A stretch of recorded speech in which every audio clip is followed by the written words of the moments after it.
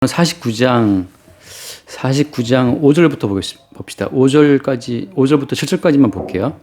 5절. 시므온과 레위는 형제요 그들의 칼은 폭력의 도구로다.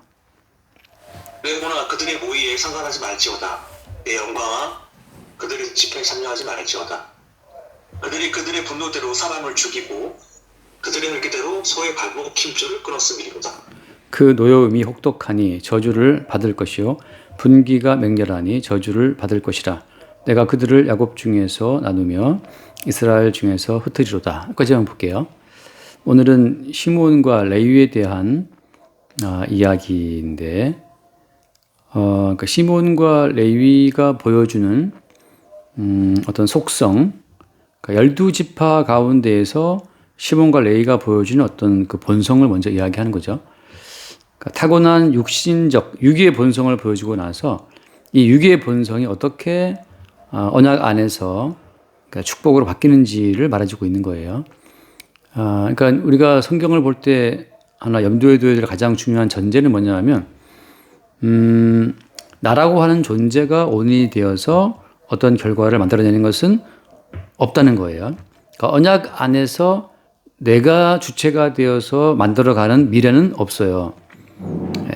다만 뭐가 있는 거죠? 언약 안에서 그들의 어떤 배치, 언약 안에서 그들의 쓰임새, 언약 안에서 어떤 그들의 용도가 있는 것 뿐이에요. 그러니까 오늘 이제 중요한 얘기지만 시몬과 레이라는 이 두 형제가 그 여동생 그 디나의 강간 사건 때, 여동생 디나를 강간했었던 그 세겜성 그 성주의 아들 때문에 그 세겜성 사람 다 죽여버리잖아요. 그러니까 오늘 말씀 그 말씀이란 말이죠. 그들의 칼은 폭력의 도구다. 내 호나 그들의 모의에 상관하지 말지어다. 이렇게 말하는 것은 시몬과 레이가 모의를 해서 그 세겜성 남자들을 다 할례를 받게 한 다음에 가장 고통스러운 그 3일째 쳐들어가서 다 그들을 죽여버린 사건이잖아요. 그들을 잔인하게 죽이고 세겜성을 노략했던 사건을 두고 하는 이야기란 말이죠. 그러니까 시몬과 레이가 이렇게 잔인한 성품을 드러냈다. 그래서 시몬과 레이는 앞으로 이러이러한 어떤 저주가 있다. 이렇게 지금 이제 이야기의 어떤 그 문자는 나오고 있는 거예요. 그래서 거기 나오는 말처럼 내 호나 그들의 모의에 상관하지 말라. 그다음에 내 영광아 그들의 집회에 참여하지 말지어다. 그들이 그들의 분노대로 사람을 죽였다. 그들의 혈기대로 소의 나오잖아요. 그 다음에 7절에 보면 그 노염이 혹독하니 저주를 받을 것이요. 또 분기가 맹렬하니 저주를 받을 것이라. 그렇게 돼서 시몬과 레위의 그 살인 모의, 폭력 모의, 그 다음에 시몬과 레위의 그 혈기와 분기가 맹렬해서 칼로 그 세겜 사람 다 죽였던 그 사건을 지금 두고 말을 하면서 그래서 어때요? 그래서 그들은 어떻게 된다? 저주를 받을 것이라 이렇게 돼 있단 말이죠. 저주를 받을 것이라 이 나와 있는데 그리고 이스라엘 중에서 어떻게 된다? 흩어진다 이렇게 나와 있잖아요. 자, 그러니까 이 이야기는 무슨 이야기였어요? 이 이야기를 율법적 관점으로 보게 되면 똑같아요. 시몬과 레이처럼 우리는 혈기를 내지 말자. 그래서 사람들을 죽이지 말자. 뭐 이런 식으로 갈 수 있단 말이죠. 그래서 이스라엘 가운데 흩어지지 말자. 실제 이제 레위 지파 같은 경우에는 뭐라 그러죠? 분배된 땅이 없었잖아요. 각 지파마다 파견되어서 각 지파마다 레위 성읍이 따라 주어졌지. 레위 지파 따로 별도였던 그 성을 그 땅 자체를 그 여호수아로부터 받지 못한단 말이죠. 그래서 그런 모든 결과 자체가 레위 지파의 어떤 이 혈기 때문에 그런 것이 아니냐라고 하는 분들이 또 많이 있단 말이에요. 근데 이제 그게 아니라는 거예요. 지금 이 말씀은 지금 언약 가운데에서는 지금.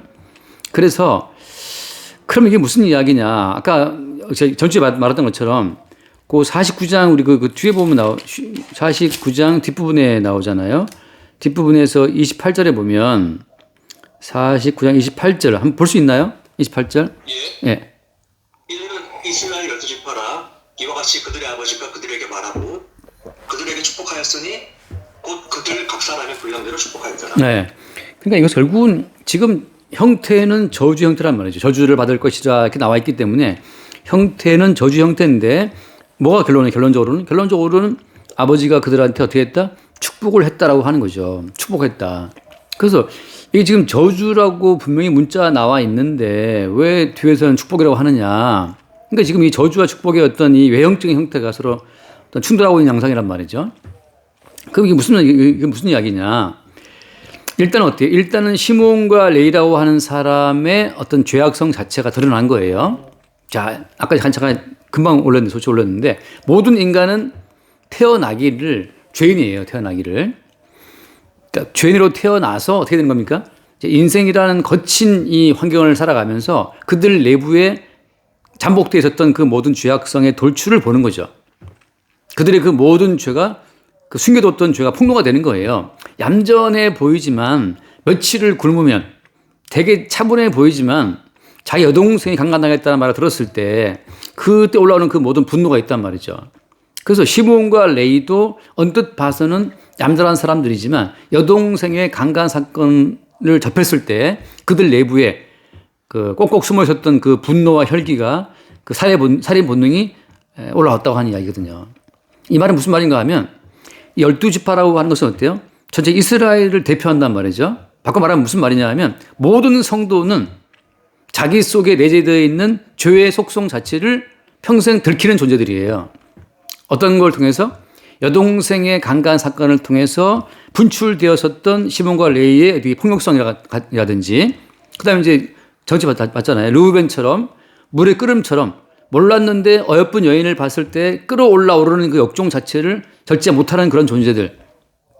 그래서 12지파로 대표되는 이스라엘의 모든 민족들은 인생을 살아가면서 계속해서 어때요? 하나님 아버지 앞에서 그들의 숨겨두었던 죄악성 자체를 들키는 사람들. 근데 어때요? 이렇게 그들 내부의 죄악성을 끌어내시는 분은 누구예요? 하나님이란 말이죠. 어떤 식으로? 하필 르우벤에게 자기 아버지의 그 셋째 부인의 미모가 너무 들어온 거지, 그냥. 그래서 물의 끓음처럼 셋째 엄마와 동침한단 말이죠. 이 르우벤 같이. 또 어때요? 시몬과 레이처럼 하필이면 디나 여동생을 너무 사랑했는데 사랑하는 여동생이 너무 귀엽고 예뻤는데 그 여동생을 세겜성 추장의 아들 그 누구지? 하모린가가 강간했다는 말을 듣고 어때요? 못 참는단 말이죠. 그래서 그 34장을 볼까요? 34장을 보면 1절을 먼저 볼게요. 1절. 레아가 야곱에게 낳은 딸 디나가 그 땅의 딸들을 보러 나갔더니 2절 보실래요? 2절.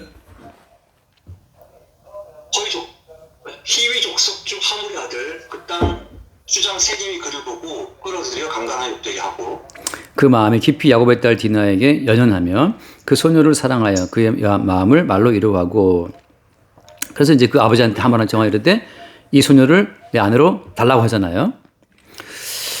그러니까 이게 그 세겜 땅 추장 그 땅의 추장 세겜이 말이죠. 그 디나를 강간했다는 말을 듣고 나서 어때요? 어디 갔냐? 7절 말씀. 7절.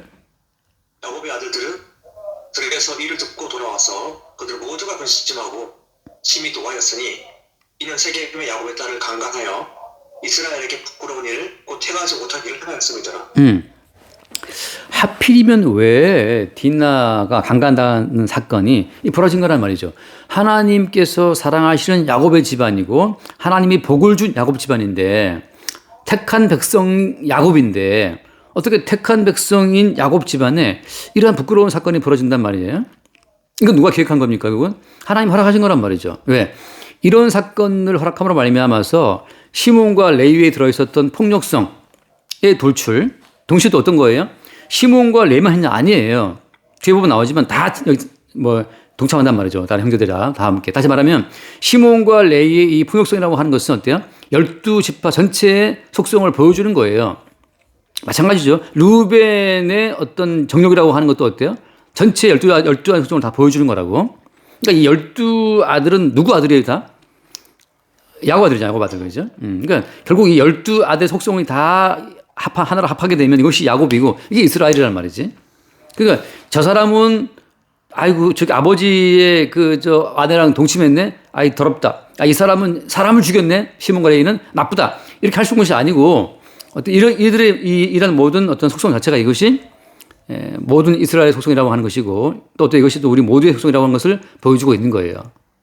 하나님께서는 특정한 사건을 우리 가운데 허락하심으로 말미암아서 우리 속에 내재되어 있었던 그 어떤 죄악성 자체를 바깥으로 표출을 하게 한다는 거죠. 하게 하는 거죠.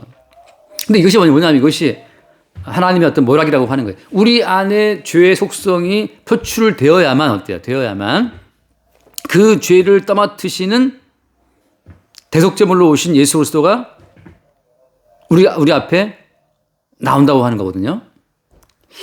자, 다시 말해서 한번 읽어볼게요. 그 로마서를 보면 로마서 14장을 보게 되면 로마서 14장 14장 자, 한번 볼까요? 9절 말씀. 9절.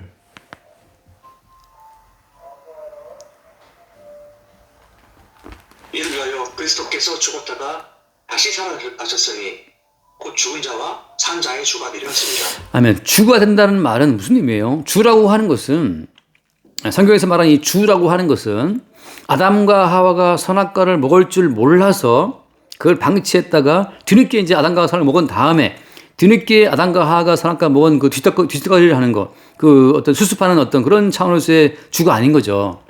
정말 예수님이 주라면 그 주라는 그 의미는 뭐냐 하면 아담과 하와가 선악과를 먹게 될 것도 아시는 주란 말이죠. 왜냐하면 아담과 하와가 먹었던 선악과 그 모든 죄까지 예수님이 다 떠맡아서 감당할 거라는 걸 보여주고 있는 거예요.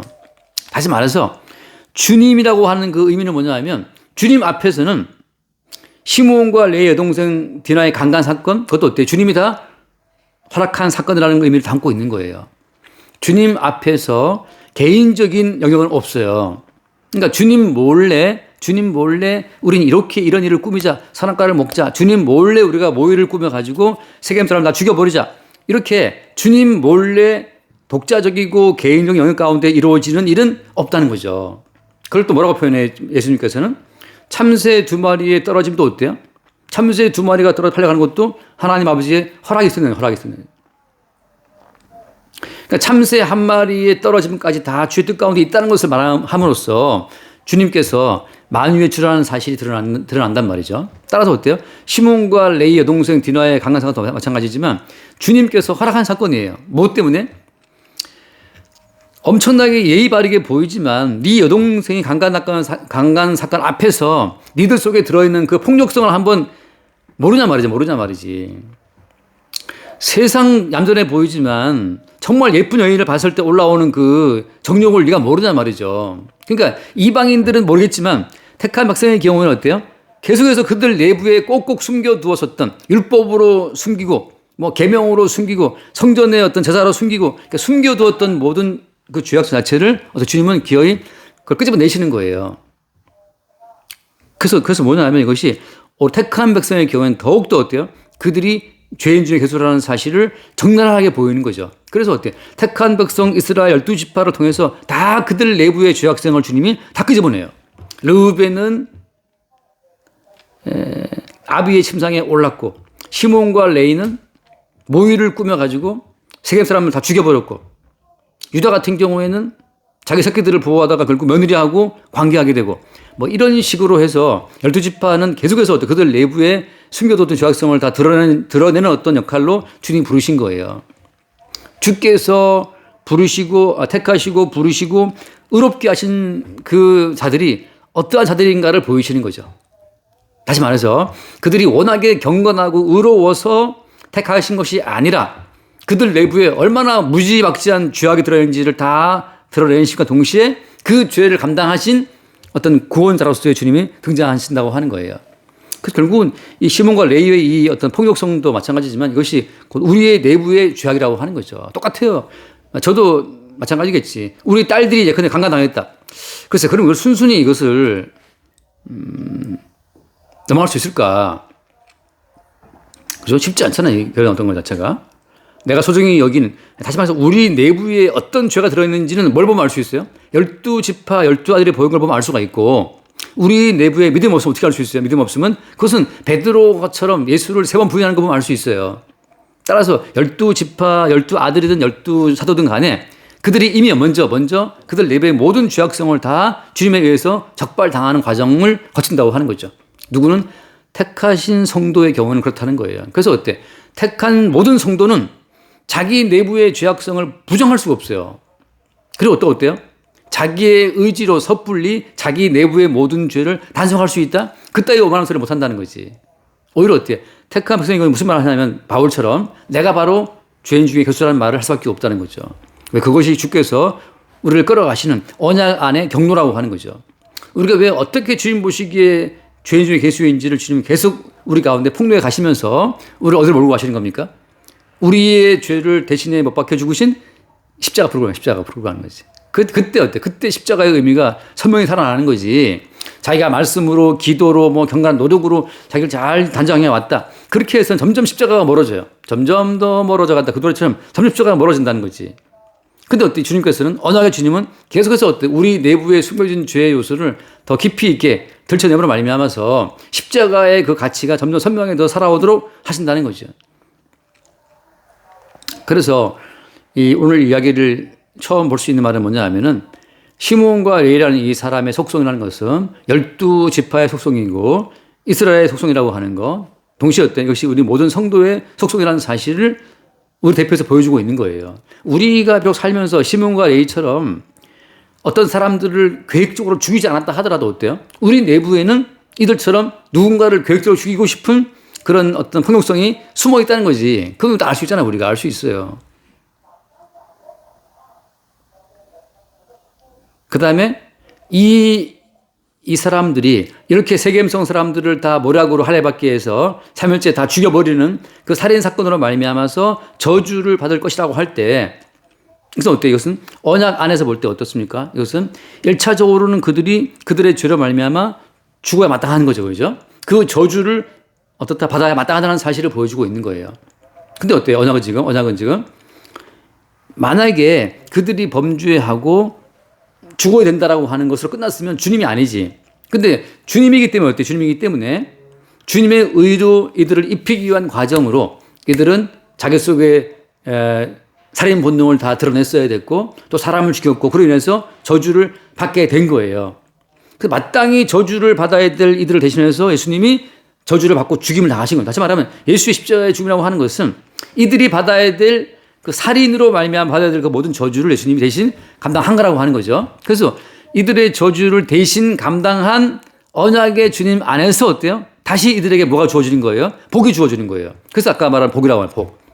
아까 28절 말씀에, 28절 말씀에 곧 그들의 각 사람 분량대로 축복했다. 이 복이, 그러니까 이러한 저주받을 것을 쭉 말씀해놓고 나서 맨 끝에 축복이라는 말을 붙인 것은 이미 그 사이에 뭐가 개입되어 있는 겁니까? 그 사이에 언약의 주의 십자가가 개입되어 있는 거예요. 이것은 이제 신약에 와서만 밝혀지는 사실이죠. 그러니까 저주가 변화해서 복이 되는 어떤 저주가 복이 되는 어떤 그 변환 장치는 어디가 되는 겁니까, 이게? 십자가를 거치면서 마땅히 저주를 받아야 될 자들이 복을 받네? 그 사이에 뭐가 있어? 그 사이에 십자가가 있는 거죠. 십자가를 거치지 않고서 그래서 아무도 어때요? 복에 이를 수 없는 거죠. 축복에 이를 수 없어요. 르우벤은 아벨 침상에 올랐기 때문에 죽어 마땅한 자고, 시몬과 레위는 이거 사람 죽기 때문에 죽어 마땅한 자들이고, 이런 식으로 해서 계속 십자가의 변환 장치를 거치지 않고서는 그냥 그대로 죽어야 되는 자들이에요. 물론 그 뒤에 나오는 유다라든지 갓, 아셀 쭉 근데 이 지파들 가운데에서는 그러면 르우벤처럼 아벨 침상을 더럽히는 거라든지 시몬과 레위처럼 살인 같은 게 없느냐 말이죠. 없는 게 아니라는 거예요. 언급이 안 돼 있지만 어때요? 한 지파의 속성은 전체 12의 속성이라고 하는 거죠. 왜? 어떻게? 야곱의 아들이기 때문에 12은 하나로 모아지는 거예요. 또 하나에서 12이 나오는 거고, 따라서 이걸 보면서 우리는 나는 시몬과 레위처럼 사람 안 죽였어 이렇게 말할 수 있어 없어? 이렇게 말할 수 없다는 거죠. 나는 르우벤처럼 아벨 침상에 안 올랐어 이렇게 말할 수 있어요? 말할 수 없다는 거예요.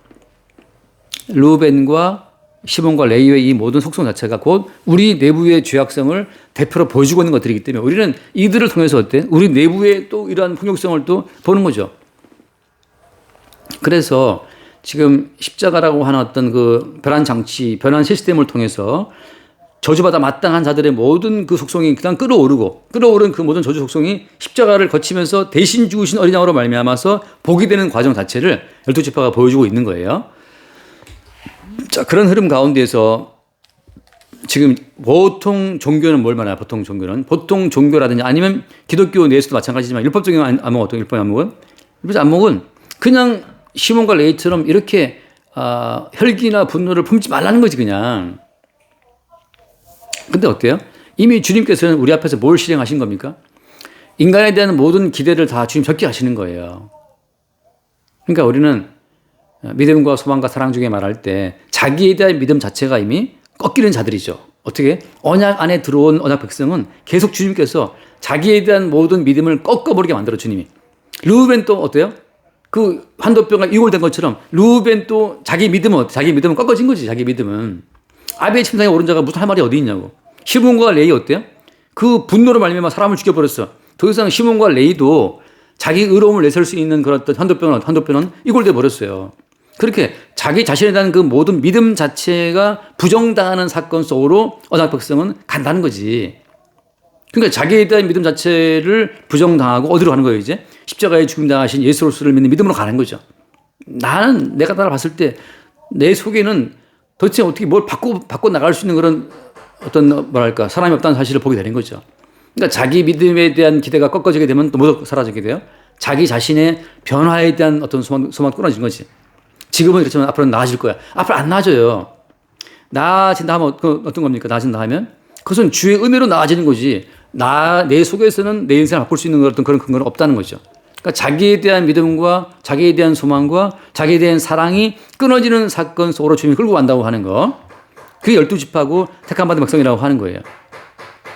그래서 이 시몬과 레위에 대한 이야기는 두 지파만의 이야기가 아니고 12개 지파의 전체에 대한 이야기고 오늘 성도에 대한 이야기라고 하는 거죠. 자, 그런 흐름으로 가면서 모든 종교는 각 개인의 초점을 두고 네가 할 탓이다 라고 몰아붙이지만 아까 말한 것처럼 주님의 세계 안에서는 개인의 영역이 있다 없다? 개인의 영역은 없어요. 내가 빚을 졌다, 돈을 벌었다, 망했다, 전체가 다 주님 안에 들어있는 어떤 사건이라고 하는 거지. 그래서 이미 주님께서는 모든 걸 말씀하실 때 어떤 그 확정적으로 말씀하시는 거예요. 왜냐하면 언약 안에서 이 모든 것이 다 서 있기 때문에. 그래서 하나 말씀 하나 읽어볼까요? 우리 아는 말씀이지만 로마서 8장 잠깐 볼게요. 로마서 8장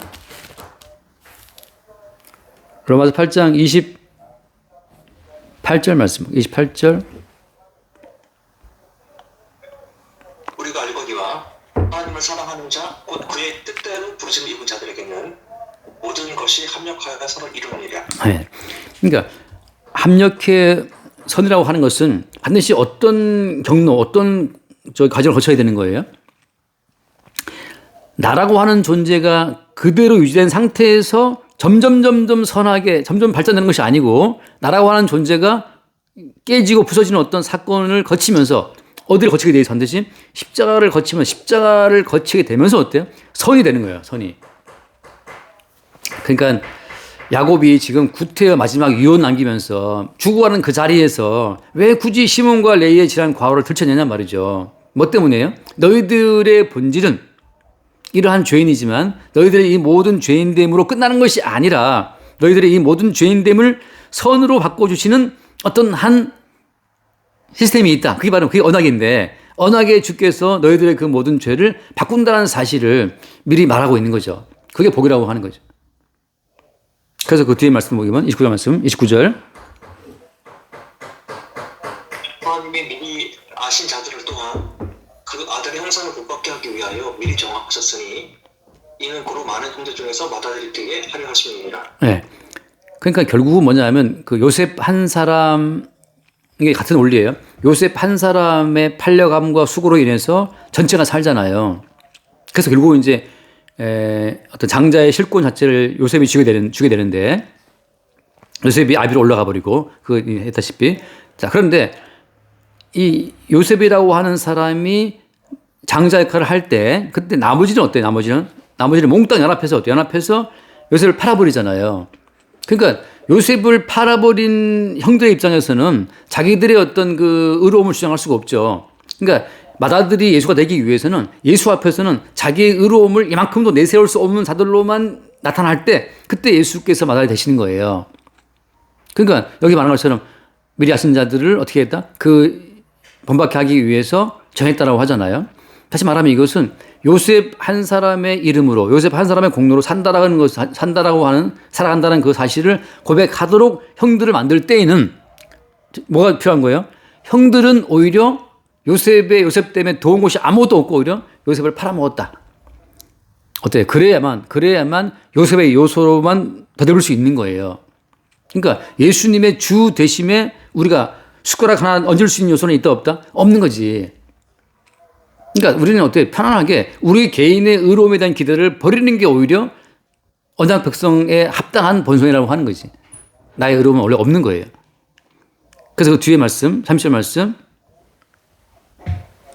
또 미리 정하신 그들을 또한 부르신 그들을 또한 의롭다 하시고 의롭다 하신 그들을 또한 영화롭게 하셨느니라. 이 모든 것이 어때요? 이 모든 것이 아까 봤다시피 시몬과 레위한테 의로움이 있습니까? 오히려 저주받아야 되잖아요. 그래서 오히려 야곱도 말하잖아요. 저주를 받을지어다. 야곱도 이야기해요. 저주를 받을지어다. 근데 그게 왜 복이 되냐고. 이 말씀은 똑같은 말씀이에요. 미리 정하신 그들을 부르시고 부르신 그들을 의롭다 하시고 어떻게 다 마지막에 영원하게 하셨다. 이 의롭다 하시고 이 모든 말씀 속에는 그들의 개인적인 의로움, 영화로움이 있습니까? 없습니까? 없잖아요. 없어요. 100% 그냥 입혀진 의로움이고 입혀진 영화로움이라고 하는 거죠. 그 사이에 있는 것은 자기 백성을 위해서 죽임을 당하신 예수 그리스도의 희생이 들어있는 거고. 자, 그래서 다시 돌아와서.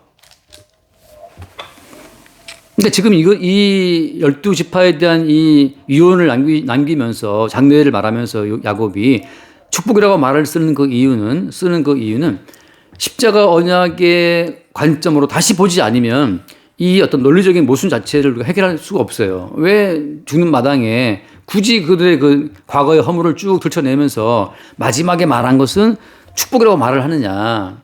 근데 이건 뭘 말하는 거예요? 너희들에게는 하나님의 복을 받을 만한 요소가 있다 없다? 없다는 사실을 먼저 쭉 말한 그 다음에 그럼에도 너희들에게 주어질 어떤 복이라고 하는 것은 너희들 말고 다른 어떤 원인이 있다는 것을 지금 증거하는 거예요. 야곱이. 다른 원인이 구약으로 말하면 언약인데 그 언약의 실체가 새 언약으로 자기 언약을 이루신 예수님의 그 피로 언약을 이루신 예수께 있다는 사실을 증거하는 거죠. 그래서 오늘 그 이야기에 보면은 그렇게 돼서 거기 7절 말씀에 보면은 야곱 중에서 어떻게 돼요? 나누어진다라고 하잖아요. 흩어진다.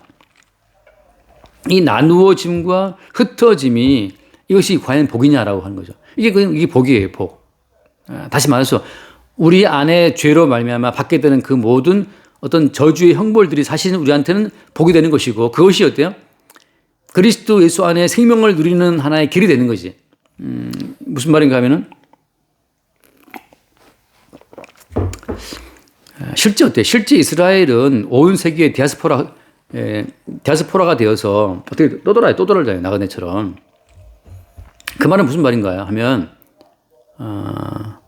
한번 앞에 한번 읽어볼게요. 그 창세기 11장 같은데.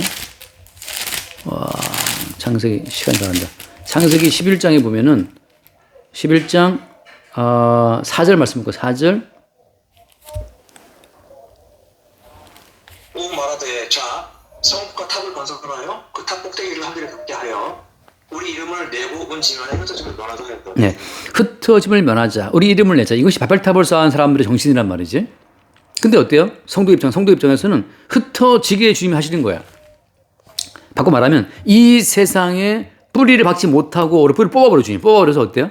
우리의 뿌리가 어디에 있다? 하늘에 있음을 알게 하시는 거죠. 그렇게 돼서 결국은 성도들의 모든 삶 자체는 잠깐 말씀 봐요. 히브리서 11장을 보면 히브리서 11장에 11장 13절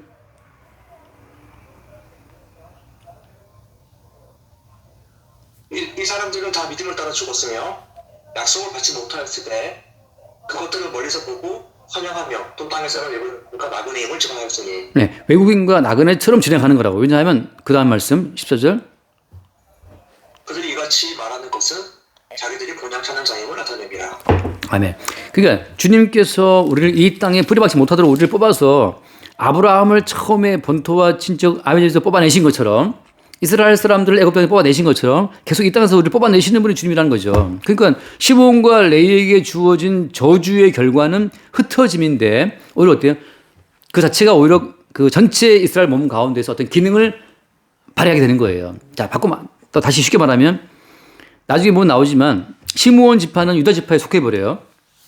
레위 지파 어때요? 레위 지파는 어때요? 레위 지파는 뿔뿔이 쪼개져 갖고 각 지파마다 마치 파견돼 나간 것처럼 이렇게 각 지파마다 파견되어서 그 지파 사람들에게 복음을 증거하는 이 율법을 증거하는 용도로 파견돼 버리거든요.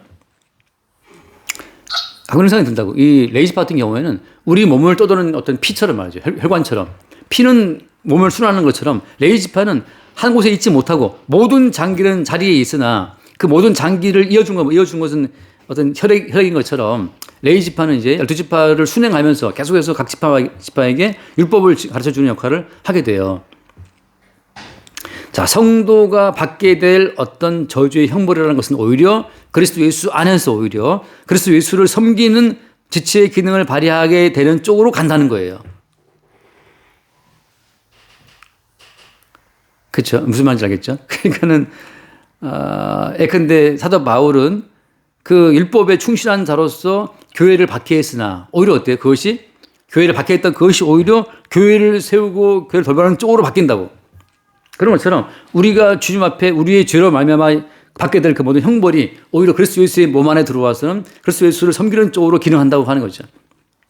그래서 오히려 저주가 바뀌어서 그리스도 예수의 몸을 섬기는 기능으로 바뀌는 거예요. 그리스도 예수 십자가 안에서. 그러니까 이제 시몬과 레위의 이 모든 속성 자체가 오히려 전체 속성이 되면서 이들이 받게 될 축복도 전체에 복이 되는 거죠. 다시 바꿔 말하면 레위가 받게 될 이 모든 영광이라는 것 자체는 바꿔 말하면 전체 몸의 영광이라고 하는 거예요. 쉽게 말해서 목사가 복음을 증거한다. 목사가 복음을 증거하는 그 모든 어떤 기능이라고 하는 것은 전체 몸의 기능이라고 하는 거지. 그러니까 은사라는 것은 누구도 개인이 소유할 수가 없어요. 그것은 전체 몸의 어떤 위기로 돌아갈 문제지. 누구도 은사를 개인이 소유해서 개인의 이름을 낼 수 없는 거죠. 여기까지 할까요? 오늘 다 갑하겠다. 기도합시다. 네. 주님 감사합니다. 지나의 강간 사건에 분노를 표한 이 형들이 주님의 저주를 받고 그들의 죄가 들춰내는 것을 주님 보게 됩니다. 주님께서 십자가로 이끄시기 위해서는 주님의 택한 백성들은 그 안에 가득한 인간의 죄악의 본성들이 폭로가 돼야 되고 또 그들 안에 자기 안에는 아무런 소망이 없음을 주님 깨닫게 하시는 주님의 온전하신 이끄심이 주님 필요합니다. 지금 그 안에서 저희 스스로를 부정하고 오직 살아계신 주님을 바라볼 수 있는 그 믿음을 주님께서 불러넣어 주시고 말미암아 저희가 십자가의 현장에 들어갈 수 있음을 믿습니다. 아멘. 십자가에 들어감으로써 온전히 그리스도 예수와 합해진 자로 하나님의 뜻이 펼쳐지는 하나님의 축복된 사람으로 주님 거듭남을 주님 믿습니다. 주님께서 이끄심을 통해 주의 십자가로 더욱더 매일매일 들어가는 것을 정말 믿음으로 영광 가운데 바라볼 수 있도록 주님 인도하여 주시옵소서. 아멘. 예수님 이름으로 기도합니다. 아멘. 주님 감사합니다. 인생의 거친 길을 걸어가면서 우리 안에 잠복되어 있는 모든 죄악성을 낱낱이 보게 하시고 그 죄로 인해 십자가에 죽임을 당하신 그리스도 예수의 은혜를 다시금 바라보게 하시니 감사합니다. 지금 사는 것은 우리를 위해 죽으시고 다시 살아나신 그리스도 예수의 지체로 그 몸의 기능으로 존재함을 알게 하시고 우리의 모든 삶의 다양한 기능을 통해 우리의 머리이시고 주님이신 그리스도 예수를 나타내고 증거할 수 있도록 우리의 모든 삶을 인도하여 주옵소서. 우리 주 예수 이름으로 기도드립니다. 아멘. 여기까지 합시다.